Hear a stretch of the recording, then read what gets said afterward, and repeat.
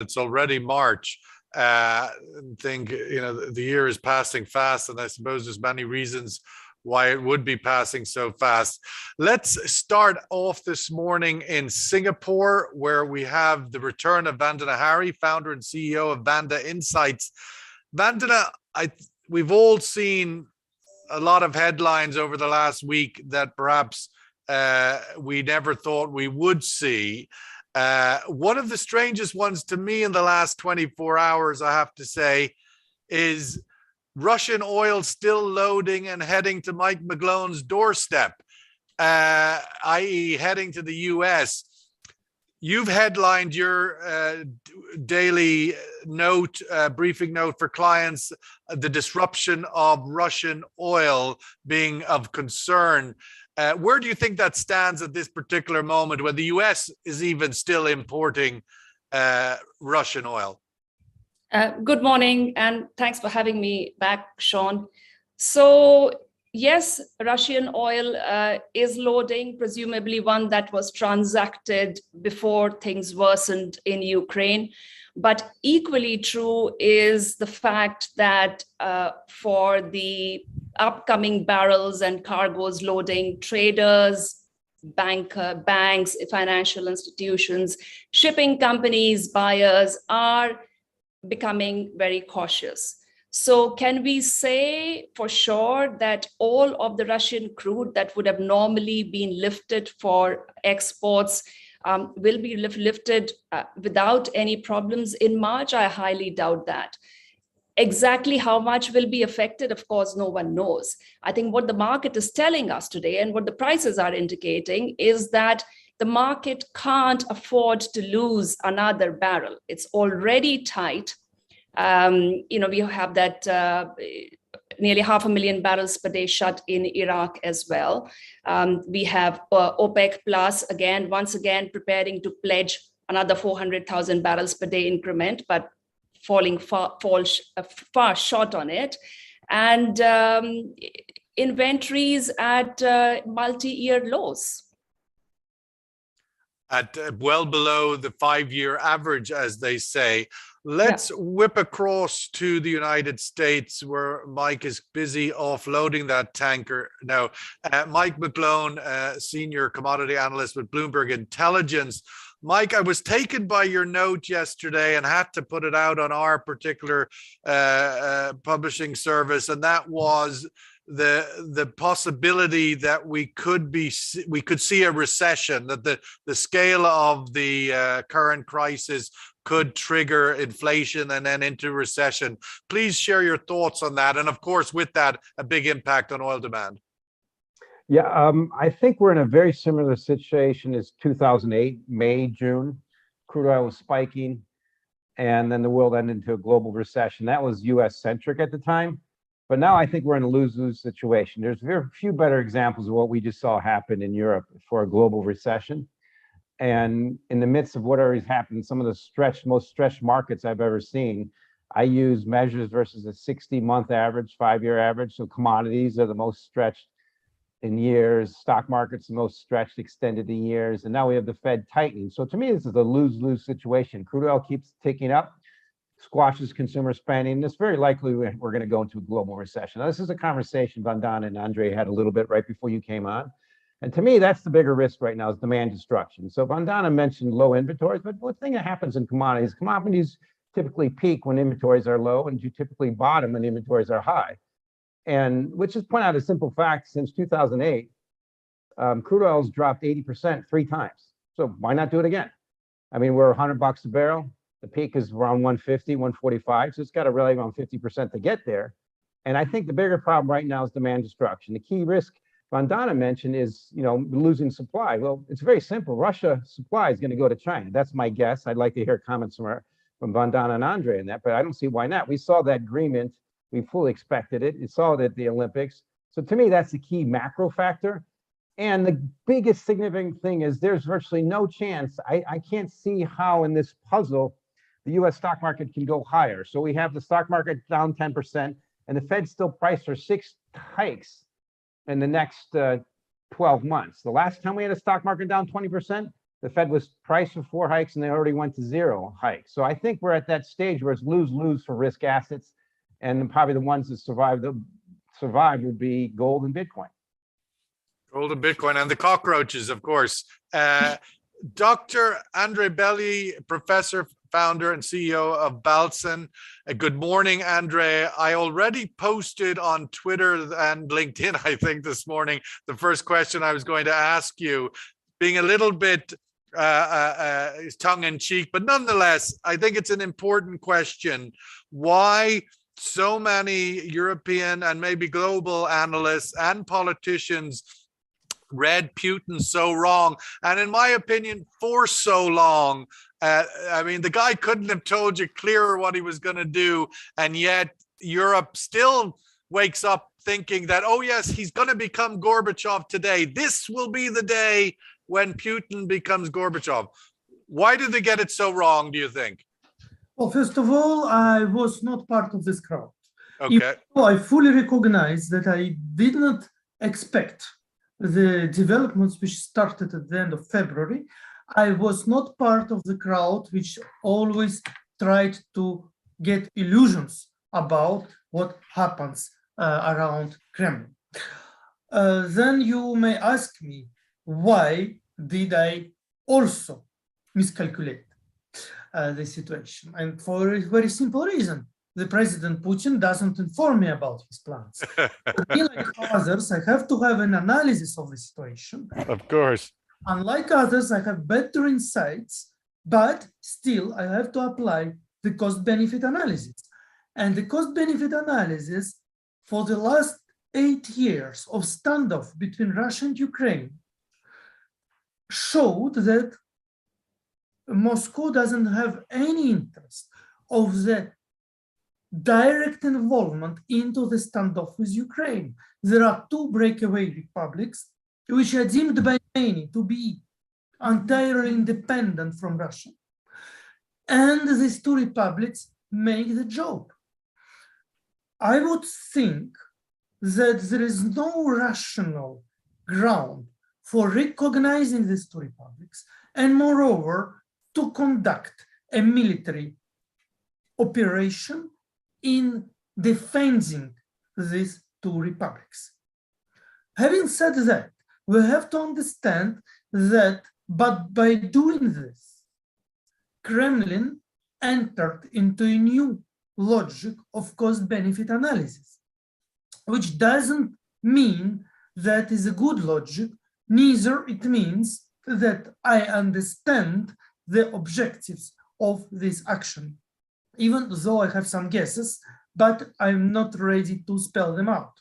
What is important to remember is that in this context, when Russia directly conducts an operation in Ukraine, the West perceives this as a step towards a real escalation. Because so far... Step towards what, sorry? Towards an open escalation. Open. Because so far, an implicit agreement or an implicit positioning was the following. There is no direct intervention in Ukraine, hence there are no serious sanctions either. Once the intervention became direct, once Russia declares a direct military operation in Ukraine, the West opened a package of sanctions, which is indeed a very harmful for the Russian economy. The next stage is a real standoff between Russia's superiority, military superiority on the regional level, and the Western superiority on the global financial level. Okay, let's come back to that point. Vandana, now that we've sort of slapped Andre on the wrist, let me slap you a little bit on the wrist as a representative of the Asian analysts who never told us that China was importing all of this oil at $100 a barrel over the last few weeks after Mr. Putin went to the Olympics, and was an obviously very strong signal that things were happening. As Mike said, is China the winner here? Are they going to be getting a lot of Russian oil? Sean, there are quite a lot of things I get right and a few things I get wrong. But your point is not the one I will take a slap on the wrist on. Okay. Look, Russian and Chinese relationship has been strengthening over decades, and especially so over the last few years. We know the two of them have also sort of became tried to become an axis against the US and against the dollar domination in commodity trade. And we know that, of course, there's been new pipelines put in place over the last decade, sending Russian oil and gas to China, and more pipelines have been promised in the last week or the one before. So the two of them are going to be close, and if they weren't, this what we're seeing, this current situation would have driven them into each other's arms, and that's just basic politics for you, right? Russia is going to see now who can it befriend. And, obviously, Asian consumers, Asian customers are the most obvious choice. If it has to hedge its bets against a potential, European lockout of its or reduction of its gas supply, we already see what's happened to Nord Stream 2. It's an obvious thing to do. And, this is... Vanda, if I might just jump in on that and ask a quick follow-up. China have obviously indicated a sort of as they did last week, they abstained in the Security Council vote, but they've indicated positive support to Putin's position without it being overly generous. I'm wondering, do you think China is hedging its bets here? Could they back away from Russia? I mean, are they going to defy international or the sanctions and all of the things as they've done a little bit with Iran?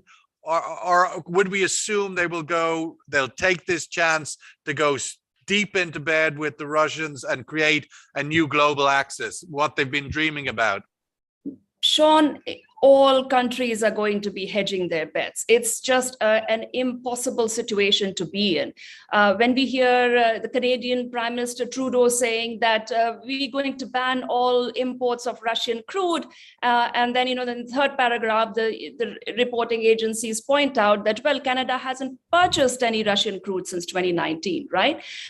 Even when we look at the actions the US and the European allies are taking, they're all hedging their bets. Nobody wants, to the extent it's avoidable, for energy supplies to be hit. The corollary to that is that countries in Asia are going to see if they can benefit from this opportunity. If Russia offers crude at a discounted rate, perhaps, what happened with Iran, countries will jump at it because, if it makes economic sense, why not? There's international politics on one hand, and there's your economics and trying to jumpstart your economy after the COVID mess on the other hand. It's a tough juggling act for all governments. Mike, I wanted to just sort of dig a little into the news of the week that's coming. Obviously, Jay Powell is to speak to Congress. My sense is that the US is much more likely to go into a recession because he's been so incompetent in managing the inflation challenge. And at some point, the brakes are going to have to be hit so hard, or the exact opposite, they won't tackle inflation. And it may be in either case, you get a recession. But that being the biggest potential source of a US recession rather than anything else. Your thoughts on that thesis? It's an absolute lose for the Democrats, for risk assets, for inflation, because the Fed has a mandate to have to fight inflation. One of the best ways to fight inflation is to reduce demand, and recession is a perfect way to do that. Rising crude oil is already sparking that. It's increasing inflation. It's a lose-lose. So U.S. stock market needs to drop at least 20% just to take some of that tightening out of the market. That's going to happen. To me, it's just a done deal. Here's my thought is we're going to have a pretty significant risk asset. I think we might look back at this year as the great reversion. It's just simply reverting extended prices. Crude oil is part of it, but crude oil will spark it like in 2008. We'll see a 20% correction in the stock market. Fed doesn't tighten months. And one of the best assets I think we'll buy would be Bitcoin, long bonds, and gold. And the stock market's overdue for a period of underperformance, maybe 5 years. Usually it takes 10 years. But to me, this period, what's happened in the last year is so bullish for Western governments. it's hard to conceive. So let's look what China's done. China proved the limits of their society by pushing back on free market capitalism, crypto assets. They can't, doesn't fit into their enclosed society. Russia is doing all they can do. I mean, if they all they have is tanks and a few nuclear weapons and fuel. So they're, those tanks are coming down from the north, which as an American, I say that the last thing we want to do is go support those Europeans or fight again. But this is such a catalyst for rapidly advancing, technologically advanced countries with tolerance, like where we're speaking to, we accept different cultures and religions and things to completely crush it. And I think that's what Biden's going to say in his State of the Union. So let's look at US and North America is an absolute commodity. This is a boom for North America. Right now, prices on the screen are double the cost of US shale. That supplies is going to come back. I look at from a grain, I'm used to living in the Corn Belt. You can almost double your money by producing corn and soybeans right now that the price is on the screen. We're going to see a massive commodity boom. And then if the U.S. is smart to say, hey, look at the whole state of New York does not allow natural gas. Yet they have drilling. They have a sea of natural gas below the state of New York. To me, now this is a mobilization to fight the old guard. And I think this is the beginning, the end of the old economies that live on fossil fuels and tyranny, with the new world that focuses on rapidly advancing technology and tolerance for its citizens. Dr. Andre, let's pick up on both those points that Vandana made and Mike, and because I think this is kind of, at least in this current window of this crisis, the critical question, and that is how much pain are countries in the West willing to take to preserve the ideas that Mike has just mentioned, versus Vandana's point where countries will be more self-interested in keeping the energy flowing because they want to have the heat on, they want to cook their toast and their coffee and so forth. I would imagine people in your corner of the world, in the Baltics, I no doubt in Ukraine, are hoping that the West is willing to take a little bit of pain to preserve some of the values that, of course, you guys in the Baltics are trying to hold on to so tightly. Your thoughts on that? Well, the question is not about what Central Eastern Baltic Europe wants, neither what about Ukraine wants. How cynical would it sound or not? The question is about what the United States feel like and what it has been perceived by the major European Union countries. All of them, they perceive the Russian action as a throwing glove in front of them. Hence, they are ready to counter-react. The fact that the Western countries decided to freeze the Russia's central bank assets, including the reserve fund, which is around $600 billion, is a huge sum. It means that you cannot touch this money. You cannot touch this impressive amount of money which could be available to you. That's already a sign of the fact that they are ready to sacrifice in order to make a political pressure. We don't know, actually, to what extent they are ready to make further, let's say, sacrifices, to what is the level of the willingness to pay, but the willingness to pay is way higher than it used to be just 2 weeks ago. And that gives us a totally unprecedented scale of the global tension. In turn, Russia will certainly now buy some gold, and at some point it will have to sell gold. So for any observer, it could be an interesting area to watch on, because gold price is going to go up and then down.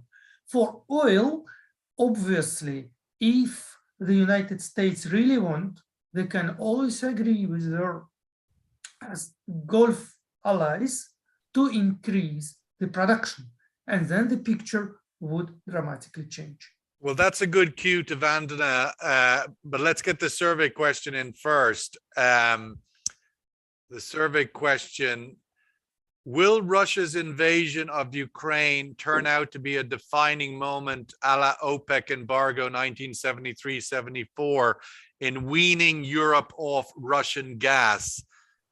America, the United States now doesn't need to import any Middle East oil. It does still from Saudi Arabia, but it doesn't need to. And there's a lot of reasons why that still goes on. But ultimately, they wean themselves off Arab oil. I'm asking this question, will this be a defining moment? There's a lot of other elements to this, a lot of other seminal moments taking place at the same time. But will Russia's invasion of Ukraine turn out to be a defining moment in weaning Europe off of Russian gas?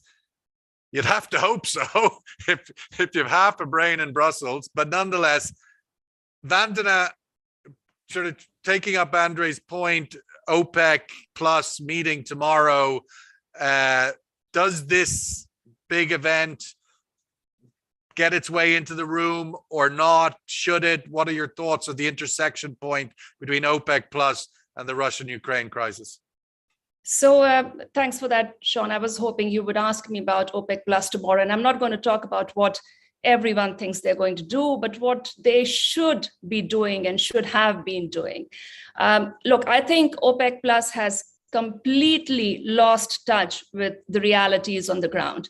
Now, I've been on your program for a few years now, and you'll recall through 2020 and 2021, I have been pretty much in favor of the steps OPEC has taken, and I have found myself agreeing with the caution that especially the Saudi leadership of the organization has advocated. All of that was fine, especially as we were still getting out of COVID, and the Delta wave proved them all correct. But as we stand now, I think it's absolutely damaging for them to still stand their ground and say that we are going to look at, what we expect this year to be, which is swing into a surplus. I believe the technical committee said that it's on Sunday that it expects 1.1 million barrels per day of surplus through on average this year.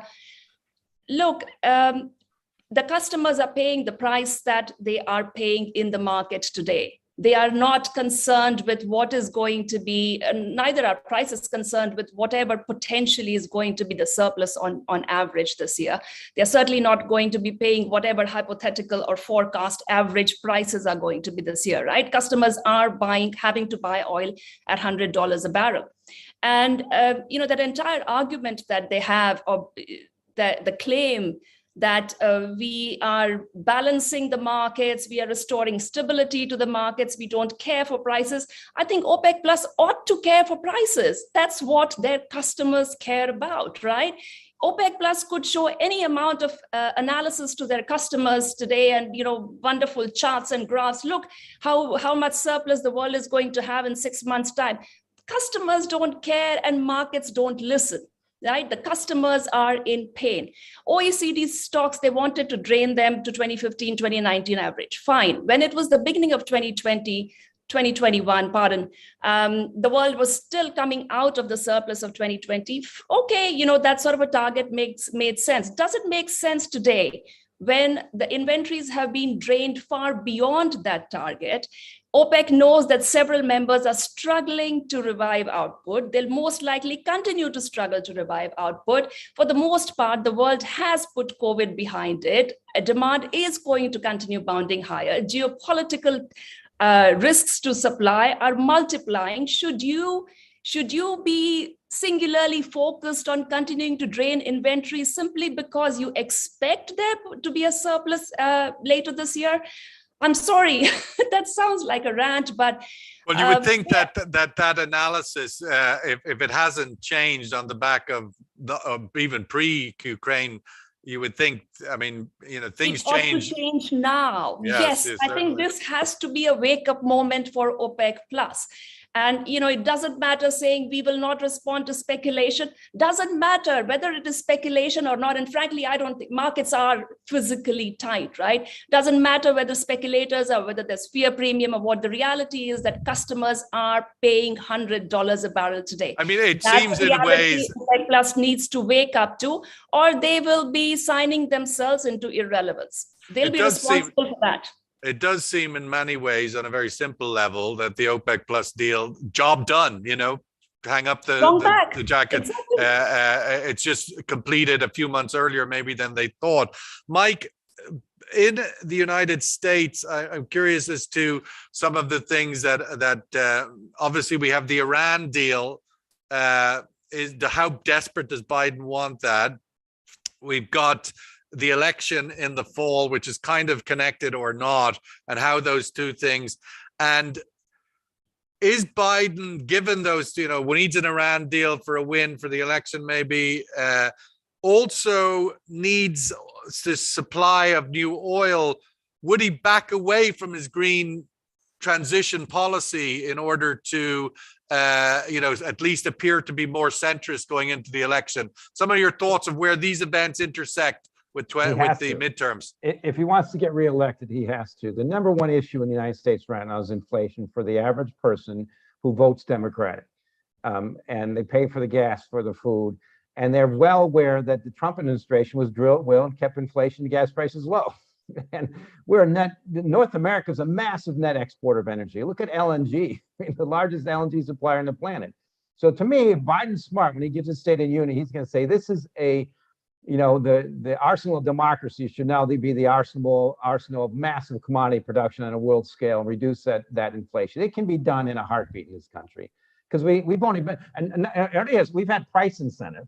Now, if he can just tilt the scale a little, make it a little bit more government positive, to me, that's what Van Daan has pointed out. To me, this is the beginning of the end of, we're going to look back in history books and say this is the last gasp of fossil fuels in oppressive countries, because they're being replaced so fast. Just look at North America as an example. Total liquid fuel consumption in this country, in North America, peaked around 24 million barrels in 2018. Now it's declining. I own an electric vehicle. I bought it off the subsidies. I had it for 8 years. It's the best car I ever had. The world's going there. And the most significant retooling we've ever seen is all the automakers switching to EVs. So OPEC, get their money now, because the world's going away. You're not going to need you anymore. And let's look at one key thing that's changed since the 2008 crisis. U.S. then was the largest importer of crude oil and had a real estate crisis. Who's doing that now? China is a major significant real estate crisis. I doubt they're going to get out of this soon. They don't have the free market capitalism to do it. And they're the net importer, and they had 20% of their vehicles last year were EVs. This just accelerated that whole process to say, thank you, we don't need you anymore. Look at it from 5-10 years from now. I think this will be the defining moment for the end of fossil fuels. Now, one thing we learned in Europe, they're valuable. You need them, especially when it gets damn cold, but they're replaceable, and it's happening fast. Mike, just a quick answer, if you can, on, we've seen BP and Shell over the last few days back away from Russia. Are their American cousins likely to follow, ExxonMobil and so forth? Oh, yeah. It's so politically global correct. Everybody sees the headlines. Ukrainians, everybody just wants to, they become the heroes of the world, and the Russians have become the oppressors of the world. Being Russian now, I've seen it from colleagues. You don't want to admit it, and they know it. So to me, this is just a global sentiment that's supporting Ukraine in their fight, and it's very politically correct to do anything that counters Russia right now, whatever pain it takes. I fully expect people are going to do that. It gets votes, and I don't think that's going to end for a long time. Well, ExxonMobil have been known not to quite go with political correctness in the past. Perhaps they'll hold off on this occasion as well. Let's give Andrea the last word, because he is closest to the bullets. Will Russia's invasion of Ukraine turn out to be a defining moment of weaning Europe off Russian gas? A big 76% in this room say yes. Andrea, my closing question to you perhaps is the most difficult one, but nonetheless, go back to where we started. A lot of Europe got it wrong that this was going to be so serious. Now that we're in the midst of it, my question ultimately is, how serious is this going to get? How vicious do you think Putin is going to be willing to be? I mean, he could literally flatten Kiev. How bad could this get, do you think? Well, once again, I'm not informed about his intentions. He doesn't call me for this. But if your question is about whether Europeans are able to implement these solutions, I would say in the midterm, yes. But this implies that Europeans have to be more supportive towards liquefied natural gas. So far, they have not been. Since the announcement of the Green Deal, all liquefied natural gas is viewed kind of an old fuel. And that has been quite beneficial for piped gas exporters, mainly Russia. Even the hydrogen debate, this debate about hydrogen enriched natural gas, favored piped gas, because you cannot enrich liquefied natural gas with liquefied hydrogen. They are liquefied at different temperatures. So obviously hydrogen enriched natural gas implies piped gas. So even hydrogen strategy kind of alludes to more cooperation with Russia. So now the paradigms are shifting. So what do you do? What's going to be implemented? What's going to be changed? We're practically in front of an empty page where a lot going to be written. So I would say there are more uncertainties than answers to this one. Okay, well, let's wrap it up there because our half hour together is over. Every day there is new evolution. We didn't even mention, perhaps I'll mention in the closing, oil price volatility. We went up yesterday, a big number of $5 or $6. We came back down again.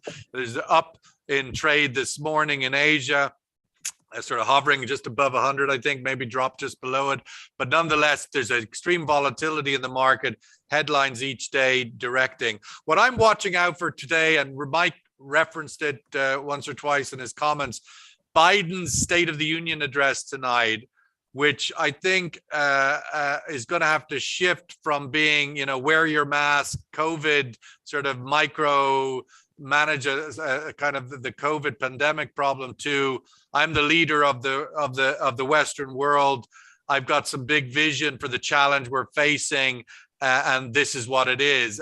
I'd be very keen to see if he can make that shift, and convincingly so, as he's not the strongest Bill Clinton, Obama type speaker. So how those two go together might, be one to watch. Anyway, that's tune in. Mike McGlone, as always, thank you very much. Vandana Hari, awesome to have you back at the table.